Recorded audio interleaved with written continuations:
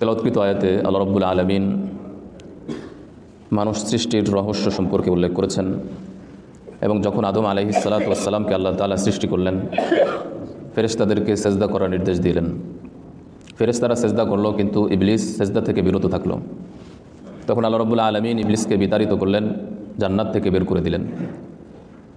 তখন ইবলিস আল্লাহর কাছে আবেদন করে কিয়ামত পর্যন্ত তাকে সুযোগ দেওয়ার জন্য। আল্লাহ রাব্বুল আলামিন তাকে সেই সুযোগ দিলেন।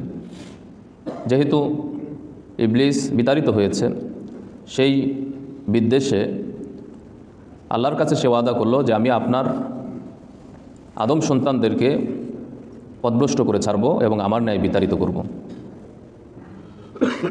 সে বলল, লা উযায়্যিনান্নাহুম ফিল আরদ, যে আমি জমিনের বুকে তাদের সামনে অন্যায় এবং অপরাধগুলো সুশোভিত করে দিব এবং আমি তাদের সকলকে পথভ্রষ্ট করব।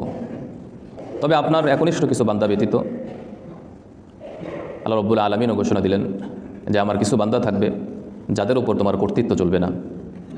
অর্থাৎ এমন কিছু বান্দা থাকবে যারা অন্যায় অপরাধ থেকে দূরে থাকবে, আল্লাহর আনুগত্যে লিপ্ত থাকবে, অথবা অন্যায় অপরাধ হওয়ার সাথে সাথে শয়তানের মতো অবিচল থাকবে না, বরং তওবা করে নিজের গুনাহের জন্য অনুতপ্ত হবে, আল্লাহর কাছে ফিরে আসবে। ফলে আল্লাহ রাব্বুল আলামিন তাদেরকে মাফ করে দিবেন। আল্লাহ রাব্বুল আলামিন তিনি ওয়াদা দিলেন, ঠিক আছে, যারা তোমার অনুসারী হবে তারা সকলেই জাহান্নামে যাবে। ওয়া ইন্না জাহান্নামা লামাউইদুহুম আজমাইন, আর জাহান্নাম তাদের প্রতিশ্রুত স্থান। লাহা সাবআতু আবওয়াব, জাহান্নামের 7টি দরজা রয়েছে। 7টি দরজা দ্বারা উদ্দেশ্য এমন হতে পারে যে বিশেষ বিশেষ দরজা দিয়ে বিশেষ বিশেষ অপরাধীদেরকে প্রবেশ করানো হবে, অথবা 7টি দরজা দ্বারা উদ্দেশ্য 7টি স্তর। যেমন জাহান্নামের 7টি স্তর বা 7টি জাহান্নামের কথা আমরা শুনি, অর্থাৎ জাহান্নাম, জাহিম, হাবিয়া, হুতামা, লাজা, এমনিভাবে সাকর, সাঈর ইত্যাদি। এই 7টি জাহান্নাম কোরআনুল কারিমে নাম এসেছেন। অথবা 7টি দরজা দ্বারা উদ্দেশ্য এটিও হতে পারে, সেটি হলো সর্বনিম্ন অবস্থা, সর্বনিম্ন স্থান, এরপরের উপরের স্থান, এরপরের স্থান, এভাবে 7টি স্তর রয়েছে। আর কোরআনুল কারিমে সূরাতুন নিসাতে আল্লাহ তাআলা ইরশাদ করেন, ইন্নাল মুনাফিকিনা ফিদ দারকিল আসফালি মিনান নার, মুনাফিকরা জাহান্নামের সর্বনিম্ন স্তরে থাকবে। তো বোঝা গেল যে জাহান্নামের বিভিন্ন স্তর আছে।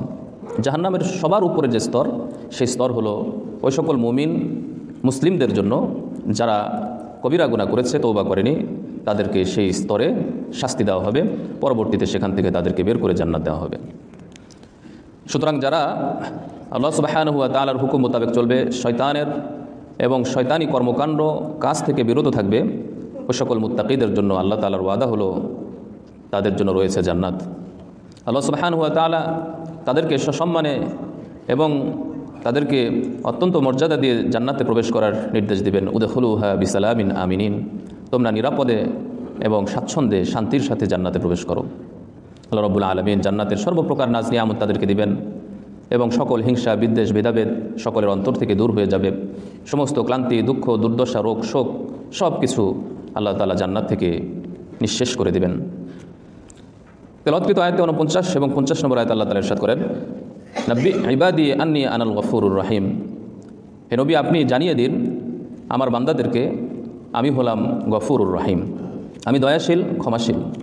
এবং আপনি এটিও জানিয়ে দিন, ওয়া আন্না আযাবি হুয়াল আযাবুল আলিম, আমার আযাব অত্যন্ত কঠিন, আমার শাস্তি অত্যন্ত ভয়াবহ। আমার দয়া অনুগ্রহ যেমন ব্যাপক বিশাল, আমার আযাবও অত্যন্ত ভয়াবহ। সহিহ মুসলিমের হাদিসে এসেছে, রাসূলুল্লাহ সাল্লাল্লাহু আলাইহি ওয়াসাল্লাম ইরশাদ করেন, যদি মুমিনরা জানতো আল্লাহর আযাবের ভয়াবহতা কত, তাহলে মুমিনরা জান্নাতের আশা ত্যাগ করত। আর যদি তারা আল্লাহর দয়া এবং রহমতের সম্পর্কে জানতো, তাহলে কেউ জান্নাত থেকে আশাহত হতো না, সকলেই জান্নাতের ব্যাপারে আশাবাদী হতো। অর্থাৎ আল্লাহর আযাব যেমন ভয়াবহ, আল্লাহর দয়াও তেমন বেশি। এর অর্থ হলো আল্লাহ ক্ষমা করবেন, আবার আল্লাহ ইনসাফের সাথে বিচারও করবেন।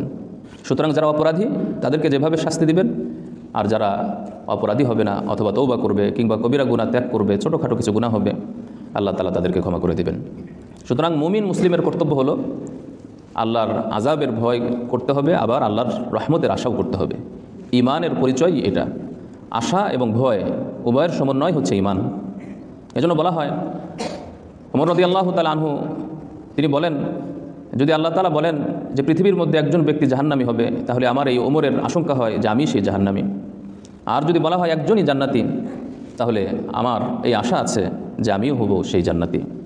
মোট কথা হলো, আল্লাহর আযাবের ভয় করতে হবে, রহমতের আশা করতে হবে। এর অর্থ এটি নয় যে গুনাহ করতে থাকবো, অন্যায় করতে থাকবো, অপরাধ করতে থাকবো, শেষ জীবনে হজ করে আল্লাহর ওলি হয়ে যাব, এটি নয়।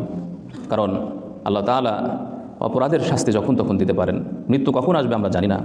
এজন্য এখনই নিজেকে সংশোধন করে নেওয়া, কোনো অন্যায় হওয়ার সাথে সাথে তওবা করে আল্লাহর রহমতের ছায়াতলে এসে যাওয়া, এটি হচ্ছে বুদ্ধিমানের কাজ। আল্লাহর আশা ত্যাগ করা যাবে না, আশাহত হওয়া যাবে না। এ সম্পর্কে একটি ঘটনা উল্লেখ করা হয়েছে আজকে তেলাওয়াতকৃত আয়াতে। ইব্রাহিম আলাইহিস সালাতু ওয়াস সালামের কাছে কিছু মেহমান আসলো।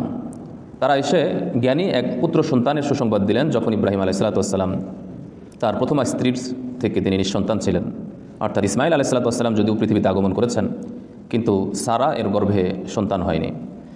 ইব্রাহিম আলাইহিস সালাতু ওয়াস সালাম বললেন যে আমার বার্ধক্য স্পর্শ করেছে, তোমরা কিভাবে আমাকে পুত্র সন্তানের সুসংবাদ দিচ্ছ? তখন ফেরেশতারা বললেন, আমরা সত্যই বলছি, আপনি আশাহত হবেন না, অর্থাৎ কখনোই নিরাশায় অথবা হতাশায় ভুগবেন না। আল্লাহ তাআলা চাইলে যে কোনো সময় যা ইচ্ছা তাই করা সম্ভব, এটি আল্লাহর কুদরতের অন্তর্ভুক্ত। তখন তিনি বললেন, ক্বালা ওয়া মা ইয়াকুনাতু মির রাহমাতি রাব্বিহি ইল্লা দাল্লুন, আমার রবের রহমত থেকে তারাই আশাহত হয় যারা পথভ্রষ্ট। মুমিনরা, মুসলিমরা কখনোই আশাহত হতে পারে না। তো এখান থেকে বোঝা গেল যে আল্লাহর দয়া এবং অনুগ্রহের আশা করতে হবে। ঠিক তেমনিভাবে অন্যায় হলে তৎক্ষণাৎ তওবা করে নিতে হবে, কারণ আল্লাহর আযাব অত্যন্ত ভয়াবহ। আজকে তেলাওয়াতকৃত আয়াতে ওই ফেরেশতারা যে এসেছেন, তাদেরকে ইব্রাহিম আলাইহিস সালাতু ওয়াস সালাম জিজ্ঞাসা করলেন, আপনারা কেন এসেছেন, আর কি উদ্দেশ্য? ক্বালা ফামা খাতবুকুম আইয়ুহাল মুরসালুন, হে প্রেরিত ফেরেশতারা, আপনাদের কি উদ্দেশ্য, আপনাদের সংবাদ দিন আমাকে। ক্বালু ইন্না উরসিলনা ইলা কওমিন মুজরিমিন, তখন তারা বিস্তারিত বললেন যে আমরা মূলত লূত সম্প্রদায়ের কাছে এসেছি তাদের উপর আযাব বর্ষণ করার জন্য, কারণ তারা আল্লাহর বিরুদ্ধাচারণ করেছে, তারা সমকামিতায় লিপ্ত হয়েছে, যার কারণে আল্লাহর পক্ষ থেকে আযাব তাদের উপর অবধারিত হয়েছে।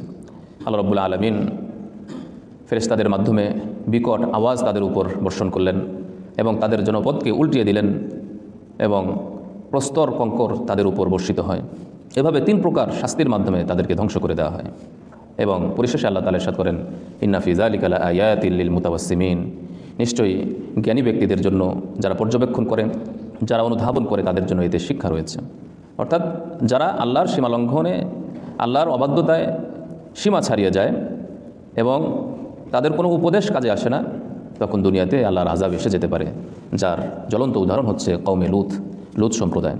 অতএব আমাদেরকে সতর্ক হতে হবে, যখনই কোনো অন্যায় হবে, অপরাধ হবে, তখনই তওবা করে আল্লাহর দিকে ফিরে যেতে হবে। তাহলে আমরা আল্লাহর রহমতের আশা করতে পারবো। আল্লাহ তাআলা আমাদেরকে আমল করার তৌফিক দান করুন।